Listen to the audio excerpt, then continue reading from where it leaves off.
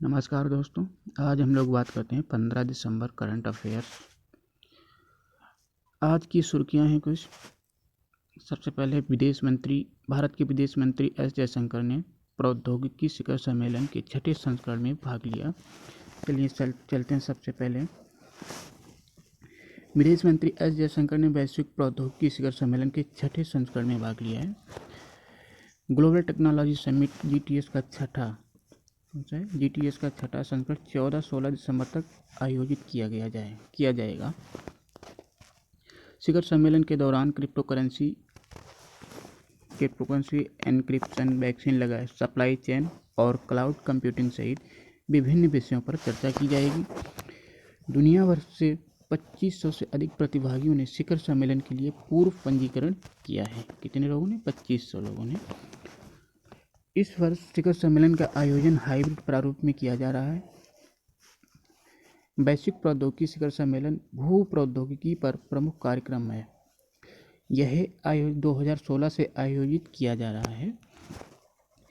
यह नीतिगत निर्माताओं और डोमेन विशेषज्ञों के लिए ट्रेडिंग टेक्नोलॉजी के नीतिगत पहलुओं पर चर्चा करने का एक मंच है। और 2021 ग्लोबल टेक्नोलॉजी समिट की थीम थी ग्लोबल मीट्स लोकल। चलिए चलते हैं आगे। अगली दूसरी सुर्खियों में है, भारत ने एशियाई रोइंग चैंपियनशिप में 6 पदक जीते। थाईलैंड में एशियाई रोइंग चैंपियनशिप में भारत ने 2 स्वर्ण और 4 रजत सहित 6 पदक जीते। सीनियर रोवर अरविंद सिंह ने lightweight man single sculls event में स्वर्ण पदक जीता। किसने जीता है? सीनियर रोवर अरविंद सिंह ने। आशीष फुगट और सुखजिंदर सिंह ने lightweight men's double sculls वर्ग में रजत पदक जीता है। भारत के बिट्टू सिंह, जकार खान, मंजीत कुमार और सुखमीत सिंह ने रजत पदक जीता। इससे पहले अर्जुन लाल जाट और रवि की पुरुष डबल स्कल्स जोड़ी ने स्वर्ण पदक जीता। अगला है हमारा, अगली सुर्खियों में है, इंडिया पोस्ट पेमेंट बैंक और एनपीसीआई ने डोर स्टेप बिल भुगतान सेवा शुरू की। India post payment bank, IPP और national payment corporation of India NPCI ने डोर स्टेप बिल भुगतान सेवा शुरू करने के लिए सहयोग किया है। भुगतान समाधान का मुख्य उद्देश्य ग्रामीण क्षेत्रों में स्थित लाखों ग्राहकों को सेवा प्रदान करना है। यह सेवा बैंक की मोबाइल बैंकिंग सेवा का उपयोग करके mobile post paid, D2H recharge, school fees और अन्य उपयोगिता सेवाओं के भुगतान को सक्षम करेगी। इस सहयोग की मदद से NPCI Bharat bill pay limited और आईपीपीबी ने नागरिकों को ग्रामीण डाक सेवकों और डाक कर्मचारियों के नेटवर्क के माध्यम से बिल का भुगतान करने का अधिकार दिया है। अगली है हमारी सुर्खियों में अगली खबर, वैश्विक स्वास्थ्य सुरक्षा GHS सूचकांक 8 दिसंबर को जारी किया गया है। नया 2021 ग्लोबल हेल्थ सिक्योरिटी सूचकांक 8 दिसंबर को जारी कर दिया गया है। और 2021 में GHS इंडेक्स स्कोर पर दुनिया का समग्र प्रदर्शन गिरकर 38.9 100 में से हो गया है। 100 में से कितना हो गया? 38.9। भारत ने 100 में से 42.8 अंक प्राप्त किए हैं। बांग्लादेश, श्रीलंका और मालदीव ने अपने स्कोर में 1 से 1.2 अंक का सुधार किया है।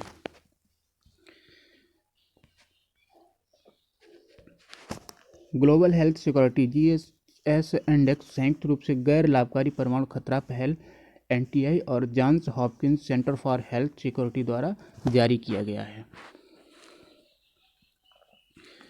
65% देशों ने महामारी से होने वाली बीमारियों के लिए राष्ट्रीय सार्वजनिक स्वास्थ्य आपातकालीन प्रतिक्रिया योजना को प्रकाशित और कार्यान्वित नहीं किया। 73% देशों में चिकित्सा प्रतिवाद के लिए शीघ्र अनुमोदन प्रदान करने की क्षमता नहीं है। GHS इंडेक्स 2021 भारत 2020 और जून 2021 के बीच किया गया संशोधित ढांचे में है।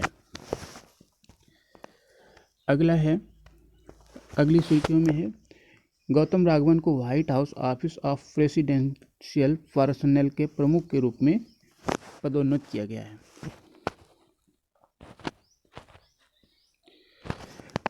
भारतीय अमेरिकी राजनीतिक सलाहकार गौतम राघवन को white house office of presidential personal के प्रमुख के रूप में पदोन्नत कर दिया गया है। White house presidential personal office PPO को ऑफिस ऑफ प्रेसिडेंशियल पर्सनल के रूप में लिखा जाता है। इसे नए नियुक्तियों की जांच करने का काम सौंपा गया है।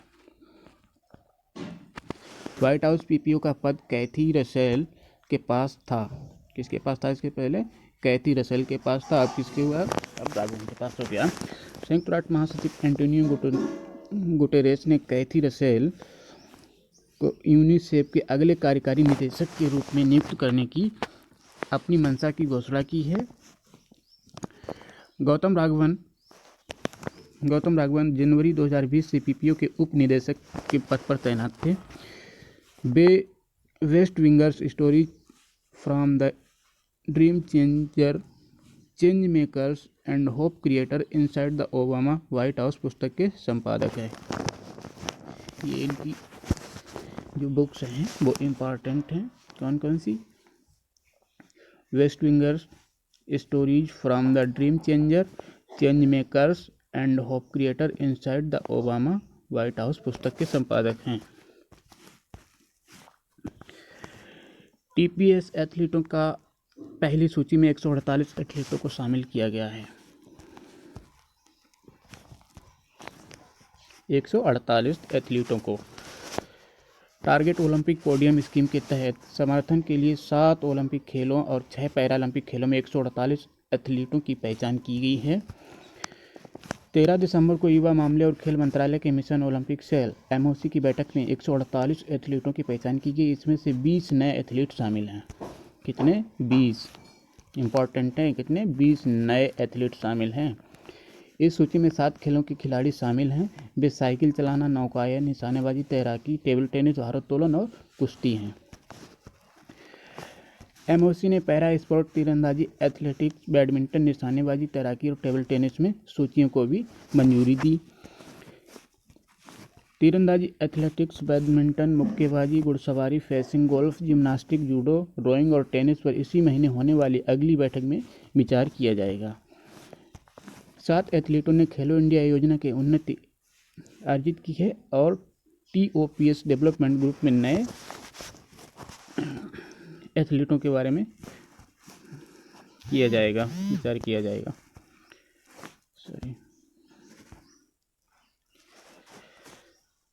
इसी में देखिए टारगेट ओलंपिक पोडियम स्कीम क्या है।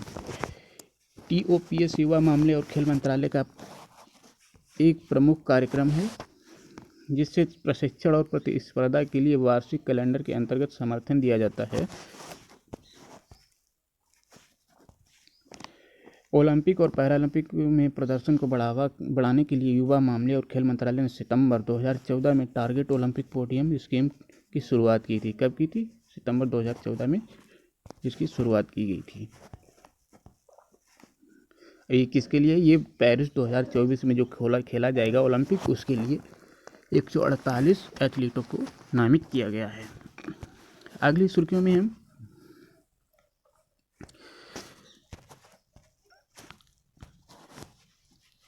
भारत ने यूनाइटेड नेशन सिक्योरिटी काउंसिल बनाने के लिए यूएनसी के मसौदे के प्रस्ताव के खिलाफ मतदान किया है।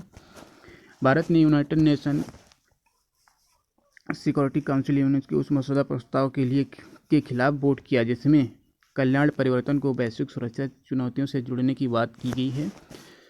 भारत ने तर्क दिया है कि सुरक्षा परिषद के इस मुद्दे पर चर्चा करने की जगह नहीं है। यह हाल ही में संपन्न ग्लासगो शिखर सम्मेलन में बनी आम सहमति को कमजोर कर सकता है।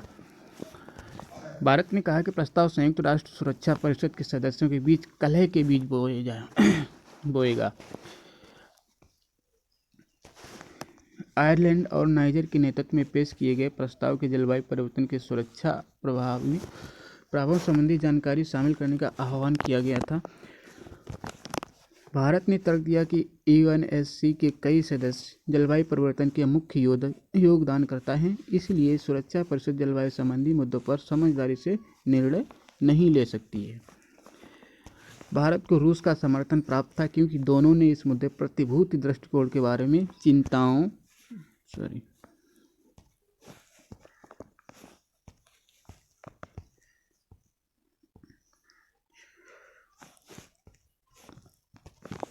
संयुक्त राष्ट्र सुरक्षा परिषद यूएनएससी यह संयुक्त राष्ट्र के 6 प्रमुख अंगों में से एक है। इसका मुख्य कार्य अंतर्राष्ट्रीय शांति और सुरक्षा सुनिश्चित करना है। इसकी स्थापना 24 अक्टूबर 1945 में हुई थी। सुरक्षा परिषद में 10 निर्वाचित सदस्य और 5 स्थायी सदस्य चीन, संयुक्त राज्य अमेरिका, फ्रांस, यूनाइटेड किंगडम और रूस हैं। 10 निर्वाचित सदस्य हैं और 5 स्थायी सदस्य हैं।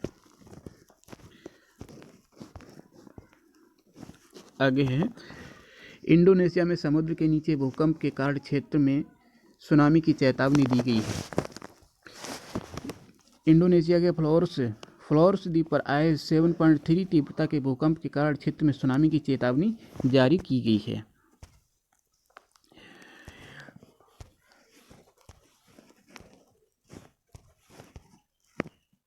यूएस जियोलॉजिकल सर्वे के मुताबिक भूकंप समुद्र के नीचे 18.8 किलोमीटर यानी 11.5 मील की गहराई पर आया है और यह मोमेरे शहर में 112 किलोमीटर दूर स्थित है।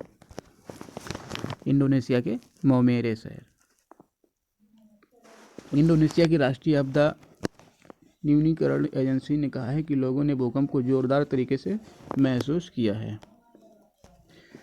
इंडोनेशिया 270 मिलियन लोगों का एक विशाल द्वीप समूह है। यह भूकंप, ज्वालामुखी विस्फोट और सुनामी के लिए बहुत संवेदनशील है। सबसे ज़्यादा भूकंप कहाँ आते हैं? सबसे ज़्यादा भूकंप इंडोनेशिया में ही आते हैं। इंडोनेशिया रिंग ऑफ फायर का हिस्सा है, जो प्रशांत क्षेत्र में ज्वालामुखियों और भ्रंश रेखाओं का एक आर्क है। इंडोनेशिया में आखिरी बड़ा भूकंप 6.2 की तीव्रता के साथ आया था। इसने पश्चिम सुलावेसी प्रांत में 105 लोगों की जान ली थी और लगभग 6,500 लोग लापता थे।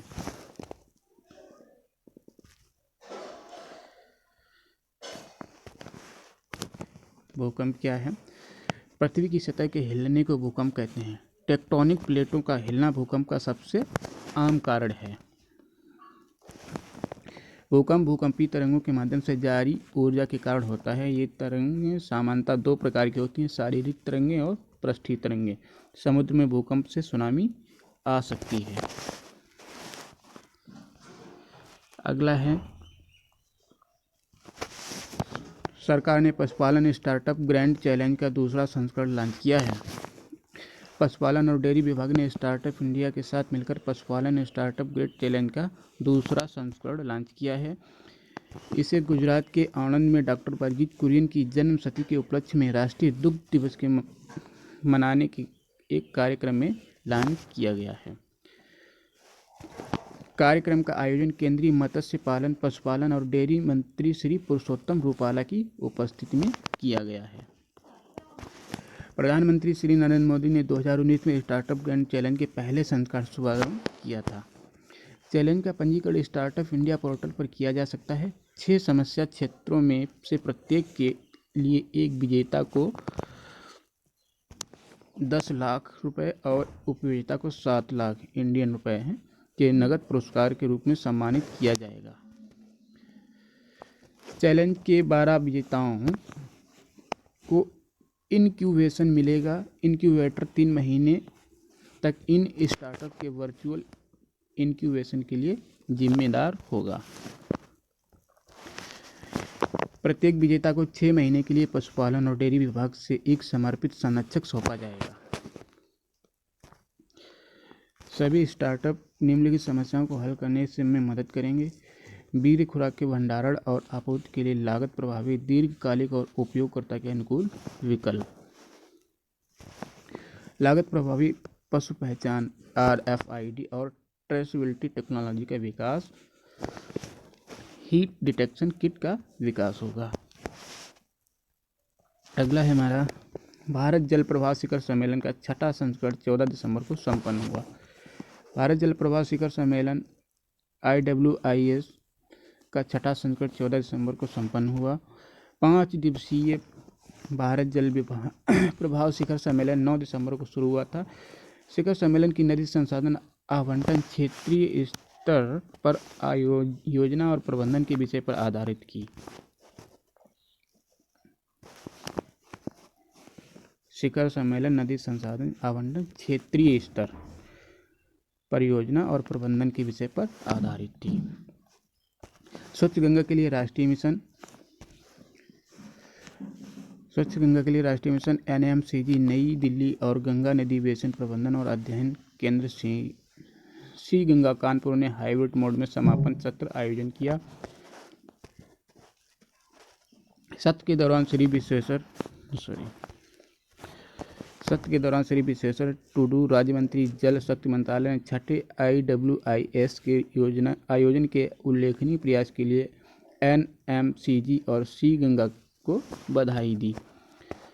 सत्र के दौरान NMCG और centre for policy research CPR नई दिल्ली के बीच एक समझौता ज्ञापन पर भी हस्ताक्षर किए गए।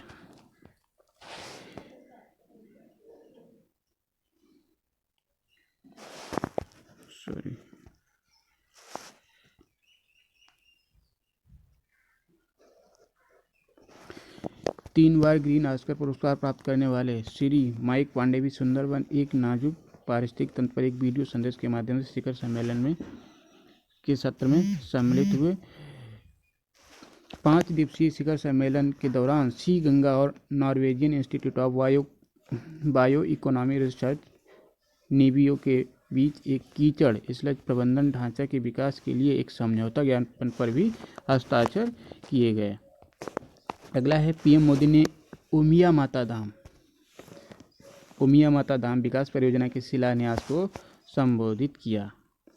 ये उमिया माता धाम कहाँ है? गुजरात में। PM मोदी ने 13 दिसंबर को वीडियो कॉन्फ्रेंसिंग के जरिए गुजरात में उमिया माता धाम मंदिर और मंदिर परिसर से जुड़े माँ उमिया धाम विकास परियोजना की आधारशिला रखी। PM मोदी ने लोगों से जैविक खेती अपनाने और फसल के नए पैटर्न और फैसलों को अपनाने का आह्वान किया। केंद्रीय गृह मंत्री 11 दिसंबर को अहमदाबाद में सरखेज गांधीनगर राजमार्ग पर 16 उमिया परिसर में उमिया धाम मंदिर की आधारशिला रखने के लिए 3 दिवसीय समारोह का उद्घाटन किया था। माँ उमिया कदवा पाटीदार समुदाय की अधिष्ठात्री देवी हैं। ऊंझा में उमिया माता मंदिर को पाटीदार समुदाय विशेष रूप से कदवा पाटीदारों के तीर्थ स्थल और आस्था का केंद्र माना जाता है। अगला है ओडिशा सरकार ने UNDCF के साथ समझौते पर हस्ताक्षर किए और मिशन शक्ति लिविंग लैब परियोजना शुरू की।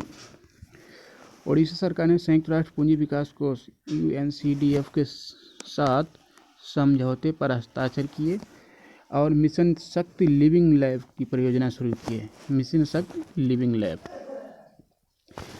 महिलाओं को आर्थिक रूप से सशक्त बनाने के लिए ओडिशा सरकार के मिशन शक्ति विभाग द्वारा समझौते पर हस्ताक्षर किए गए हैं। महिलाओं को आर्थिक रूप से सशक्त बनाने और लैंगिक समानता को बढ़ावा देने के लिए ओडिशा सरकार और UNCDF ने संयुक्त रूप से मिशन शक्ति लिविंग लैब तैयार किया है। राज्य के ग्रामीण और शहरी क्षेत्रों में मिशन शक्ति के तहत 70 लाख सदस्यों वाले 6.02 लाख NSHG हैं। मिशन शक्ति लिविंग लैब महिलाओं के लिए आर्थिक रूप से मजबूत होने के लिए स्थितियां बनाने के लिए अभिनव डिजिटल समाधानों को इनक्यूबेट स्केल और ड्राइव करेंगी।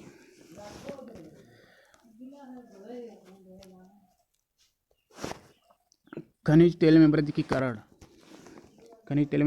WPI मुद्रास्फीति 14.23% रिकॉर्ड के उच्च स्तर पर पहुंच गई है। खनिज तेल, मूल धातु, कच्चे पेट्रोलियम और प्राकृतिक गैस की कीमतों में सख्ती के कारण थोक मूल्य आधारित मुद्रास्फीति की दर नवंबर में बढ़कर 14.23% हो गई, जो अक्टूबर में 12.45% थी। थोक मूल्य मुद्रास्फीति लगातार 8वें महीने दोहरे अंकों में चल रही है। नवंबर 2020 में WPI 2.29% थी। नवंबर में ईंधन बिजली की महंगाई दर 39.81% रही, जो अक्टूबर में 37.18% थी। खाद्य सूचकांक एक चौथाई से अधिक बढ़कर 6.70% हो गया, जो पिछले महीने 3.06% था। नवंबर में कच्चे पेट्रोलियम की मुद्रास्फीति अक्टूबर में 80.70% की तुलना में 91.74% थी। हालांकि विनिर्मित वस्तु में मुद्रास्फीति अक्टूबर के 12.04% से कम होकर 11.92% पर आ गई है। खाद्य पदार्थों में फल 15.5% और प्रोटीन युक्त खाद्य पदार्थों जैसे अंडे, दूध और मछली 9.66% में एक साल पहले की तुलना में तेजी से वृद्धि देखी गई। कोर मुद्रास्फीति, जो गैर खाद्य गैर ईंधन है, नवंबर में 12.3% के नए उच्च स्तर पर पहुंच गई है। उद्योग और आंतरिक व्यापार संवर्धन विभाग में आर्थिक सलाहकार की कार्यकाल द्वारा WPI और WPI आधारित मुद्रास्फीति के बारे में डेटा जारी किया गया है। अगला है, सरकार द्वारा याचिका स्वीकार करने के बाद बिहार के मिथिला मखाना को GI टैग मिला है। बिहार के मिथिला मखाना को GI टैग मिला है। केंद्रीय वाणिज्य मंत्रालय की भौगोलिक संकेत रजिस्ट्री GIR ने बिहार मखाना का नाम बदलकर मिथिला मखाना करने की याचिका को स्वीकार कर लिया है। मंत्रालय ने इसके मूल को बेहतर ढंग से दर्शाने के लिए ब्रांड लोगों के और संशोधनों का भी सुझाव दिया है। इस कदम में मिथिला क्षेत्र के सबसे प्रसिद्ध मखाना या फॉक्स नट उत्पादों में से एक की ब्रांडिंग पर विवाद को समाप्त कर दिया गया। इससे पहले ये विवाद था मिथिला प्रसिद्ध मखाना या फॉक्स नट। GI टैग क्या होता है, देखिए। एक भौगोलिक संकेतक GI एक नाम या संकेत है जो कुछ वस्तुओं पर दिखाई देता है और एक विशिष्ट भौगोलिक स्थान या मूल को संदर्भित करता है। माल के भौगोलिक संकेत पंजीकरण और संरक्षण अधिनियम 1999 GI टैग वाले उत्पादों की सुरक्षा करता है। माल के भौगोलिक संकेत पंजीकरण और संरक्षण अधिनियम 1999 भारत द्वारा विश्व व्यापार संगठन WTO के सदस्य के रूप में अपनाया गया था। यह 15 सितंबर 2003 को प्रभावी हुआ। बौद्धिक संपदा अधिकारों ट्रिप्स के व्यापार संबंधित पहलुओं पर विश्व व्यापार संगठन समझौते अनुच्छेद 22 क्लॉज A भौगोलिक संकेतों को परिभाषित करता है। 2004-05 में दार्जिलिंग चाय भारत का पहला GI टैग उत्पाद बना था। तो ये थी आज हमारी सुर्खियाँ। अब देखते हैं आज की क्विज। सबसे पहला क्वेश्चन है हमारा,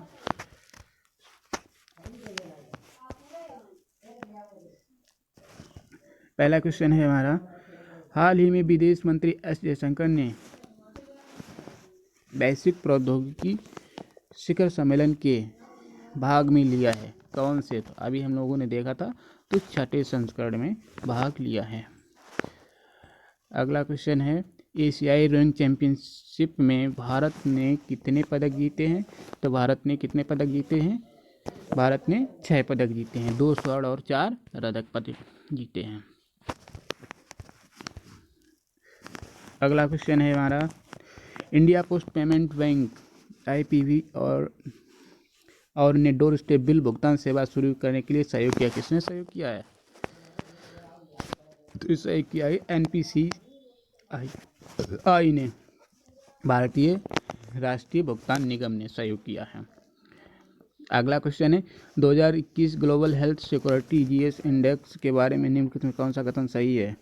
2021 में GHS इंडेक्स स्कोर दुनिया का समग्र प्रदर्शन 38.9 में से पर फिसल गया है। सही है ये तो 38.9।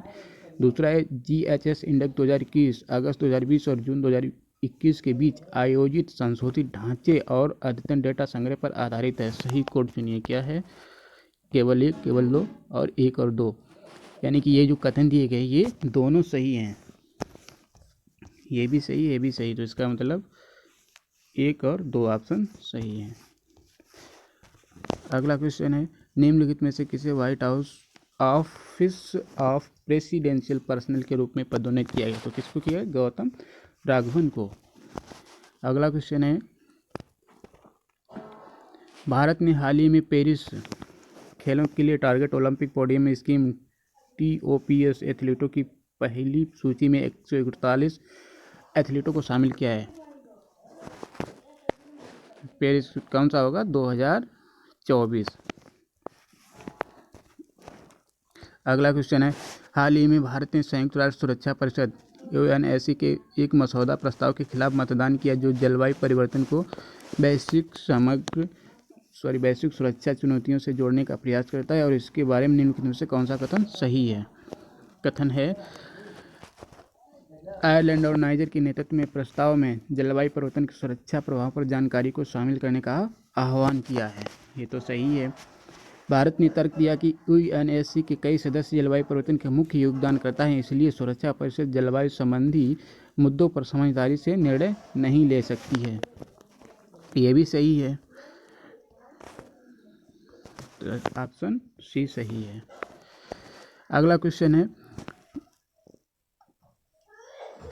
हाल ही में के तट पर 7.3 तीव्रता का भूकंप आया है, तो कहाँ आया है? इंडोनेशिया के तट पर।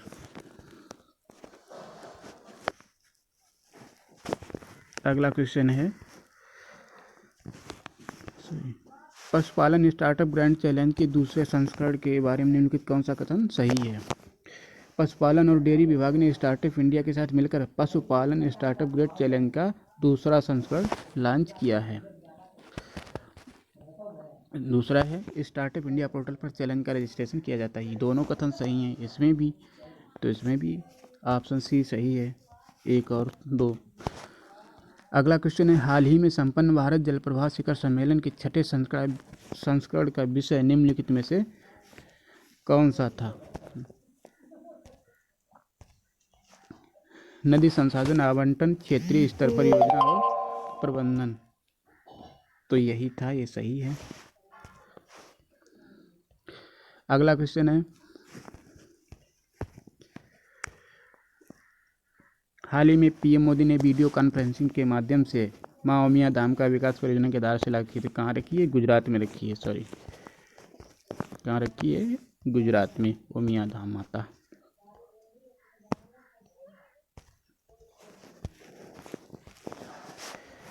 अगला क्वेश्चन है, किस राज्य सरकार ने महिलाओं के आर्थिक सशक्तिकरण के लिए संयुक्त राष्ट्र पूंजी विकास कोष यूएनसीडीएफ के साथ समझौते पर हस्ताक्षर किया है? तो हमारा इसमें कौन सा है? ओडिशा सरकार ने, ऑप्शन ये सही है। अगला क्वेश्चन है, कच्चे तेल और धातु की कीमतों में वृद्धि के कारण नवंबर WPI मुद्रास्फीति % के रिकॉर्ड पर उच्च स्तर पहुंच गई है। तो कौन सा है? ये वाला डी, 14.23%। अगला है, बिहार के उस उत्पाद का नाम बताइए जिसे सरकार द्वारा याचिका स्वीकार करने के बाद GI टैग प्राप्त हुआ है। तो कैसे हुआ है? अभी बात की थी, मिथिला मखाना, तो ऑप्शन बी सही है, मिथिला मखाना। तो ये थे आज हमारे क्वेश्चन डेली करंट अफेयर्स के। अगर आपको हमारी करंट अफेयर सही लगी हो, जानकारी सही लगी हो, तो हमारे चैनल को लाइक करें, शेयर करें और सब्सक्राइब करना ना भूलें। थैंक यू, धन्यवाद।